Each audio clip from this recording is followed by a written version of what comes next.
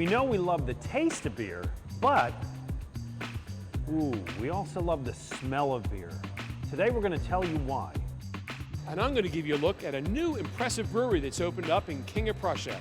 All that and more on this edition of What's Brewing.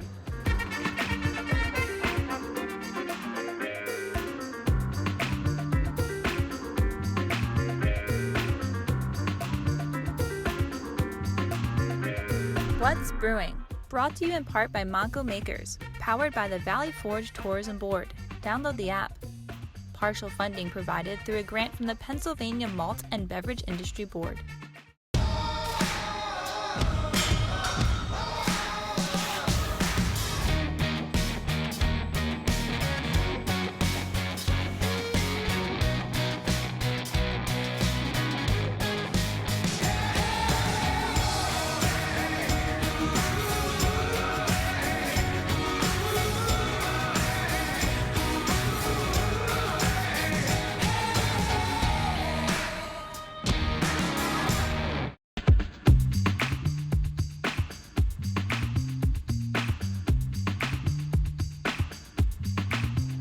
Hi, welcome to What's Brewing, a weekly show about all the great things about beer, which there are many. I'm Glen Macnow.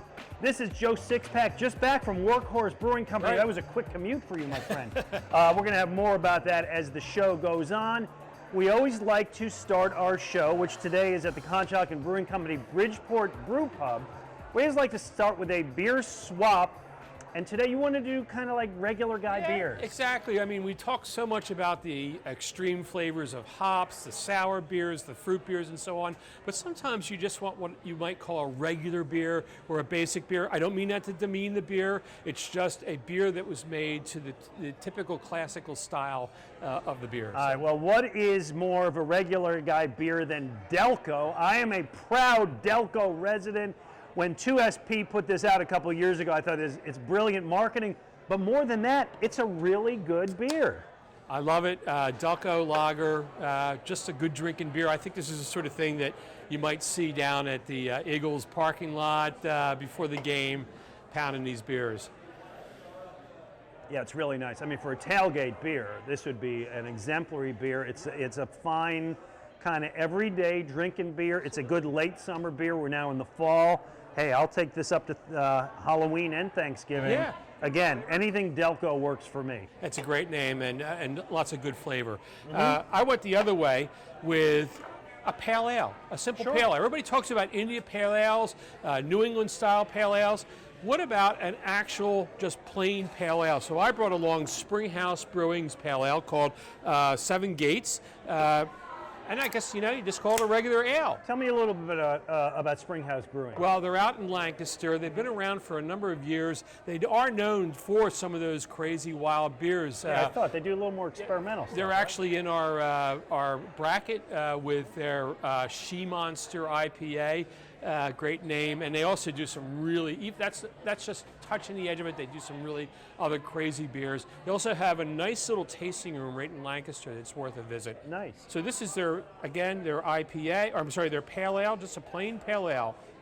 So Joe Sixpack, in an era where everybody is trying to get a little more out there, a little more experimental, a little more innovative, maybe that's the way I'm looking for, because I don't want to say it negatively. Is there room for just the regular guy beers? I think there is. In fact, I've actually seen a little bit about a pushback on some of these extreme flavors. People want a beer that tastes like a beer. And by that this they is mean good. It's got some hops to it. They mean a beer that tastes like a beer that they're used to drinking. And sometimes that's all you really want. And I think this is a nice version of it, a nice pale ale from from Springhouse. What's the alcohol rate on this? I think it's only in the 5.5% range, Right. So it's fairly sessionable. Yeah, definitely. I like it. All right, you got some others? I did. I brought some others, and I wanted to show off a few of these because some of them you're really familiar with, but maybe you haven't had one for a while. Brawler from Yards. I love the Brawler. Yeah, classic. It's a English style bitter. Just really nice, easy drinking beer. Always a fan. Love their labels. Brewworks makes Always Sunny Pale Ale. I'm sorry, Fegley's Brewworks. Oh, Fegley's, yeah. Up there in the Allentown, Lehigh Valley area. All right, so this is one of my absolute favorites, Sly Fox Hellas.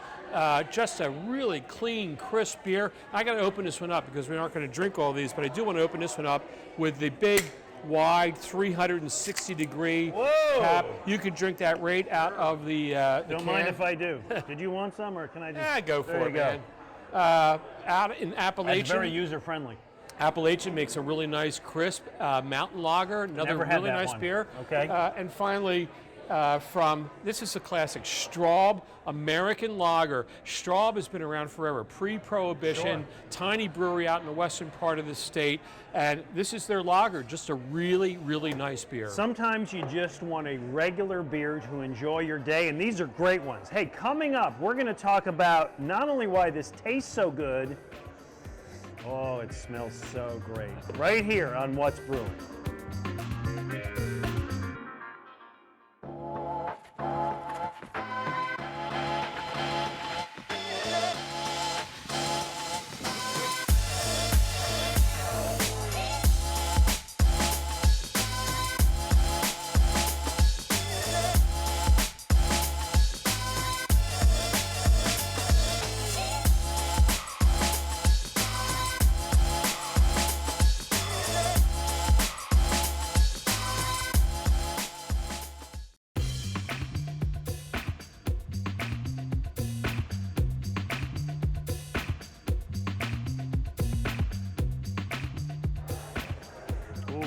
Ooh, that is good. Welcome back to What's Brewing, and yeah, I got my nose in this, and for a reason, because Joe Sixpack, part of the attraction of beer is the smell, is the aroma, is the nose, as they say. We're going to talk about that, but you're going to start, a guy wrote an entire book on this. Well, this is Justin Kennedy's The Scratch and Sniff Guide to Beer. It is an actual scratch and sniff book. All right, and I'm game. The idea was that he would talk about the flavors and aromas of beers, among other things, but also provide those really cool little scratch and sniff things. All right. American barley wine, All right. which he says can have a grapefruit aroma. I actually find that more from the kind of like northwestern, like Sierra Nevada is the classic Here we when it go. comes to that. Yeah, I get that. Absolutely. Grapefruit, yeah. Yeah, that's grapefruit. All A right. little bit. Do we have another one here? A little bit like a room freshener, but you know, I'm go. All right, how about this? Page 50, Citra. All right. 50, okay. Gooseberry is a common aroma in American hops. Let's All see if right. I get gooseberry.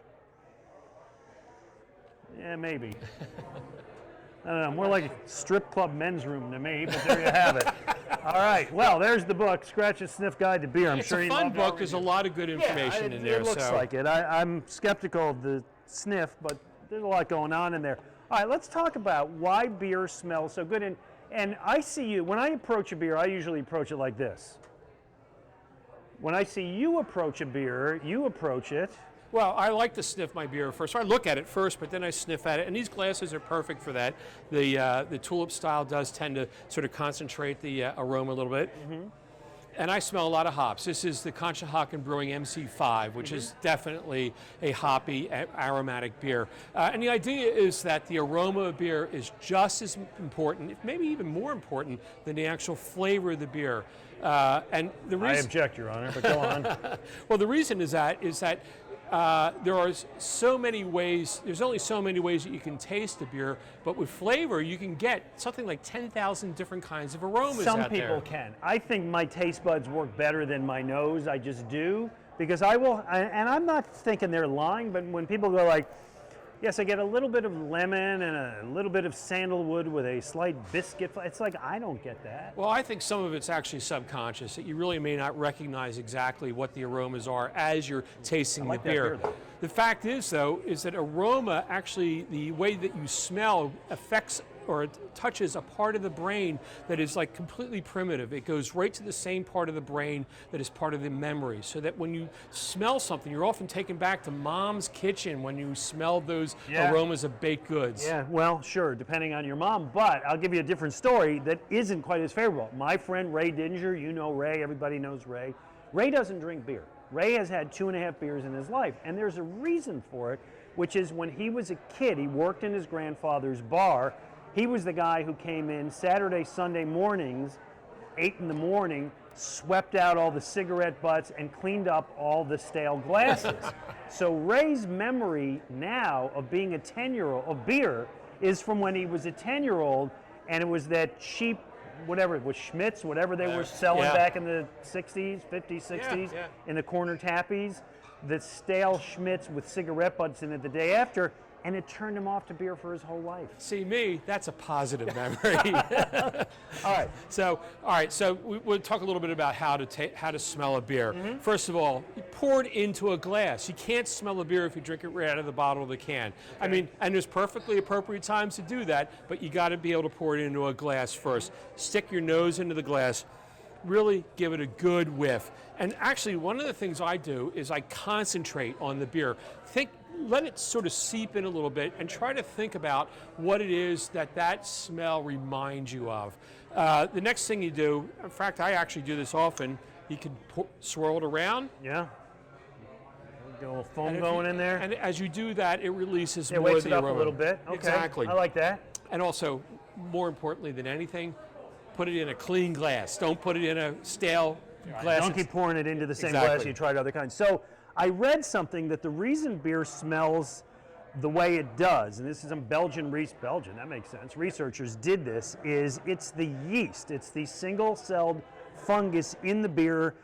Also, you make bread out of yeast, and the yeast eats sugars and, shall we say, farts out carbon dioxide, is what yeast does, and that appeals to us, but it more so appeals to fruit flies.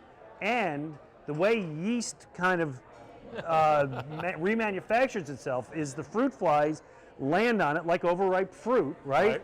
And it gets in the little hairs in their little teeny legs, and they fly away and spread it. And so while the yeast appeals to us, apparently it's going to the fruit flies as well. So you're saying that we made beer simply for the purposes of procreation of fruit flies? Of yeast, yes, I guess. That's insane. Whatever. Actually, there are a lot of yeast flavor or aromas out in beer. They also produce, in addition to the CO2, they produce phenol and ethyl aromas that definitely affect the aroma of beer. Also, the malt, you can taste, or smell the caramel, chocolate, whatever. And finally, the hops in beer, especially this one. You know what? It smells good. It tastes even better, and that's why we love beer. Coming up, we're going to talk to the guy, the producer-director of a great documentary all about beer around the state. You want to stay tuned for that here on What's Brewing.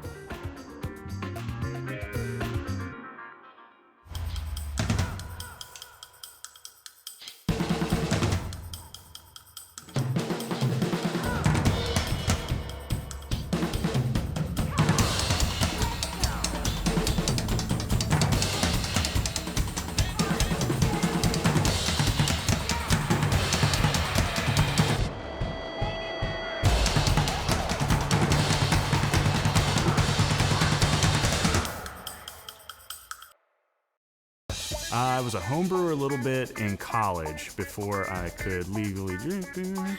Nice.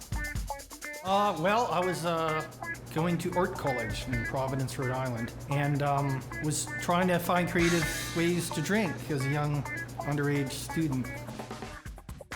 What really drives a lot of craft brewers is the experience. You're not just drinking because I want to get a buzz. You're drinking because, hey, I might get a little buzz, because that's always fun too. But you're drinking because it's going to be something that's delicious, something that you're going to remember, and something that you're going to say, I had this and it was awesome. So that's a clip from Poured in PA, a documentary about the entire beer scene around the state. Really good stuff, and the director, producer of that is with us. Nate Kresge joins Joe Sixpack and I. Nate, thanks for joining us on What's Brewing. Me, guys. Appreciate it. Yeah, tell us a little bit about your documentary, Poured in PA. What inspired you to get started on traveling around the state to drink beer? Yeah. Which, by the way, we admire. 2 years prior to that, we had done a documentary called Brew in the Burg, where we just focused on the breweries in and around Harrisburg area. And the whole time we were doing that, like, so much more to this. There's a bigger story here. We'd like to do the whole state. And so eventually we were able to get ourselves together and do that. You traveled around the state, and I know before we get too far into this segment, you brought some beer with us. I did, with you. yep. Why don't you pour us something from your neck of the woods? Sure. I'll start you with the Green Machine from Boneshire. These guys have been really supportive of our film and are actually featured in the film. They're in Harrisburg? They're in Harrisburg, yep, right outside the city a little bit. How long have they been open? These guys are maybe just over a year. Really? So another new brewery. The brewer there has been involved in other breweries and has done a lot, so this isn't his first venture. And what style beer is this? This is an IPA. Nice All and right, good. clear looking? There you go. Here's to you. Cheers. One of the requirements of our show is that we don't pay guests, but we require that they bring us beer. It's That's a a great, deal. it's a great scam we got going. This is a really nice IPA. It really is a nice IPA. I've never tried this before. You did, as we said, you went to how many breweries during the process of this? Over 50. Okay. Well over 50. Did you? Was there a common theme? Was there anything you found in the state? Sure, I think, and the film tells us a lot too, is that this is an industry that works really well together. Everybody works to support each other. Mm-hmm. You're not going to find that in any other industry like they do here with breweries, and that was part of the reason we wanted to tell this story.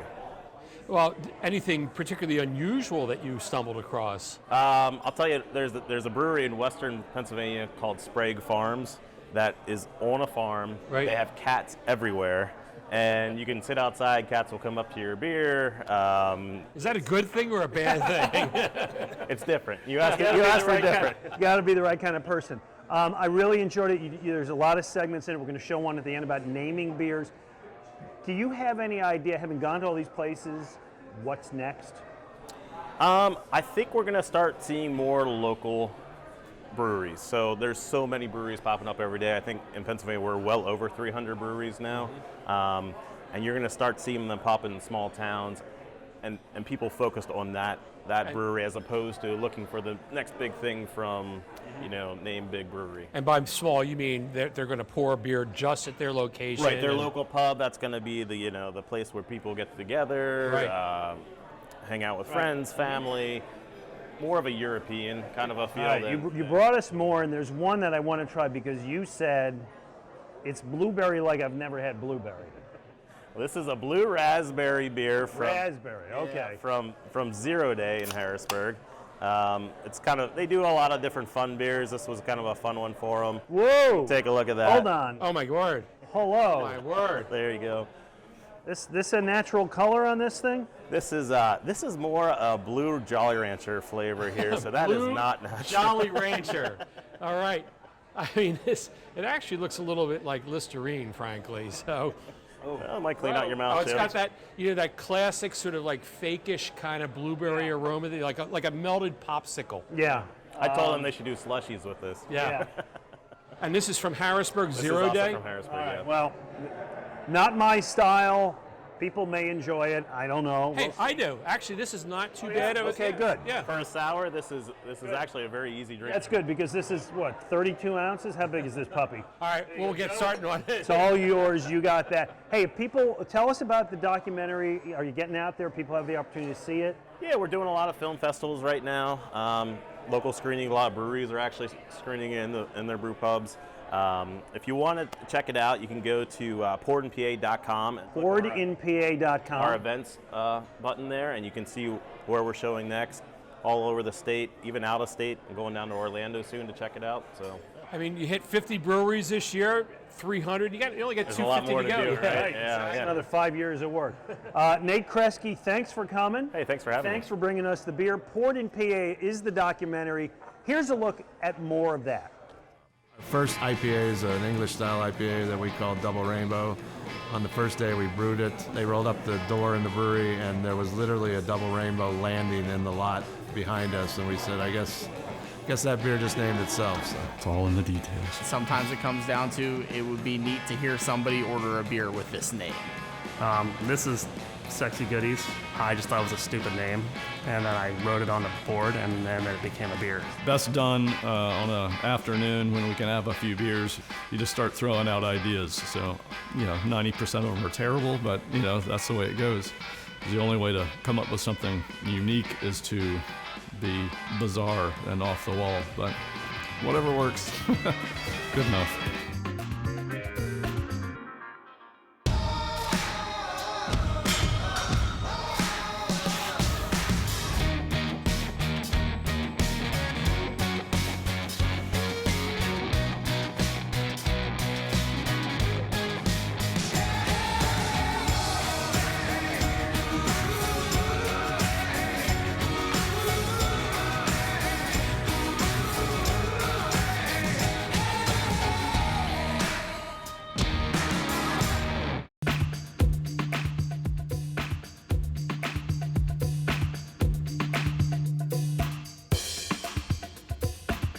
I'm on the road here in King of Prussia at Workhorse Brewing, which is already a tourist destination. We just kept coming back to King of Prussia. It just felt like it was the perfect location. Doesn't it surprise you that breweries have somehow become tourist destinations? No, it doesn't. I'll tell you why. It's happening everywhere. And to see what has happened to the spirits industry as a whole, and the millennial generation really attracted to this because it ties to experiential things and adventure. So it's a great question, but yes and no, because it's blowing up everywhere. I think the quality is the important thing. When you look at a facility like this, Workhouse nailed it. I mean, this place is amazing. Tell me a little bit about your brewery. This is a big project here in King of Prussia, very ambitious. It is, yeah. We did some research in the industry and realized that kind of the biggest pressure point for most breweries was that they didn't have the growth plan in place when they started. So our vision from day one was put a big facility. We have 70,000 square feet, 30-barrel brew house, fully automated system, and plenty of room to grow. I've been really impressed with the quality of the beers right out of the gate, starting gate. Really good, solid beers from your brewer. Really, in terms of beer, what are you looking for here? What we've been looking for from day one was an accessible, approachable portfolio. So we're not looking to blow your socks off with some crazy newfangled beer. We're looking for traditional styles that are brewed really to that style. So focused on lagers. Our brewer Nate's been in the industry for 10 years. Most recently with Devil's Backbone and Victory, so has a real good experience brewing lagers, and we feel like for us that's what we wanted to put our best foot forward with. So of our portfolio, we have 4 lagers and 4 ales at the start, and we're just glad that people are enjoying drinking them. Good. I'm enjoying the Märzen, which is perfect for the October. Yeah. Cheers. So we're here for a tourism event with the Valley Forge Tourism and Convention Board. This is one of the central locations on their Montgo Makers tour. To me, that's one of the great phenomena of brewing is the emergence of breweries as tourist destinations. Was that in mind when you opened up this place? It was for sure. I mean, there's 2 tracks, obviously, with the production facility of this scale. The goal is to be a regional distributor. The reality is, at the start, you need to have a tap room that gives people a unique experience. So we have a 5,000 square foot tap room with a separate private event space that we rent out to bachelor parties, rehearsal dinners, corporate outings. But everything's been designed for a hospitality focus. So we have free snacks for kids. We have changing rooms in the men's room. We have all kinds of games and entertainment, free Wi-Fi, plugins. It's all about giving people really no reason to leave. We want them to spend their time here and enjoy every minute of it. How do you see that expanding down the road? I mean, you have a lot of space here. We do. So from a customer-facing standpoint, we have 3 expansions planned in the future, and everything's been mapped out in advance. So we have a secondary event space that's about 6,000 square feet we can use for larger corporate rentals or turn it into kind of a game area lounge for guests. We also have a 10,000 square foot space in the back that could be a barrel aging room merged with a wedding facility, with a corporate space. And there's also a drive-in bay in the front that we'd like to eventually turn into an indoor-outdoor beer garden. So we have some real traditional outdoor space. King of Prussia really needed a brewery. It's great to see it locate here. And you got a great population base here. I'm sure they're going to enjoy your beer. We sure hope so. The feedback's been terrific, and we really want to do everything to make this a spot for the local community, and have encouraged them to give us honest feedback how we can improve and make it a place where they're proud to come and proud to call their own. We've got Ed Harris from the Valley Forge Tourism Board here, and he's here with a program called Montgo Makers. Tell us a little bit about what Montgo Makers is, Ed. Sure. So Montgo Makers is a brand new initiative from the Valley Forge Tourism and Convention Board, and we're really excited about it. It's going to showcase the best breweries across Montgomery County, and we're also going to highlight a few wineries and distilleries as well. I won't hold that against you, but the beer scene in Montgomery County is really blowing up. There's over 20 breweries in Montgomery County now. That's an amazing increase. What do you attribute it to? Yeah, it's definitely a national trend, and to your point, it's really blowing up, and we've got some awesome breweries right here in Montgomery County, and we're talking about our new app that we launched, the Montgo Makers app, which allows you to go and check out all of these 20-plus breweries across Montgomery County. Check in, and we're even going to send you some free stuff like a t-shirt and other things as you check into more of our breweries. And somehow I managed to conduct an entire interview with a large, vicious animal staring over your shoulder. Would you mind telling me what the hell that is? Sure. So meet Montgomery, Monty for short, the fox. He's our mascot. He's been with us for a little over a year. He comes out to these awesome events with us and is really the life of the party. And we were definitely going to make sure we had him here tonight. All right, what's a fox's favorite beer? Tonight it's Workhorse, but he actually happens to like Sly Fox up in Pottstown as well. Of course! That seemed a great visit. It was. We're actually going to be stopping out there in a couple weeks, Glenn. Good, do some of the shows out there. All right, so, Joe Sixpack, I want you to know this. This is 75 years more or less ago, was the prototype of one of the great inventions that has made beer drinking a pleasure all these years. One of the architectural genius moves of all time. I present to you a master of design, the Red Solo Cup. All right. Right? Tell me why this is so important, Glenn. Well, it's a plastic cup, for crying out loud. I understand it is the ultimate party cup, whether it's a frat party or a barbecue or you're camping or you're tailgating or whatever. There's a lot of things. It is opaque, so you don't necessarily see the beer inside it, which, depending on where you are, might be a good idea. You can play flip with it. You can play beer pong with it. The Red Solo Cup, to me, is an iconic part of drinking beer and has been. Now, they changed the design in recent years, which has kind of bummed me out. They made the bottom kind of squarish, if you can see that, as opposed to the round. It's still stackable. They took out the lines. Yeah, the lines were really important. The lines were great because they had a 1 ounce line, which is for your whiskey pour.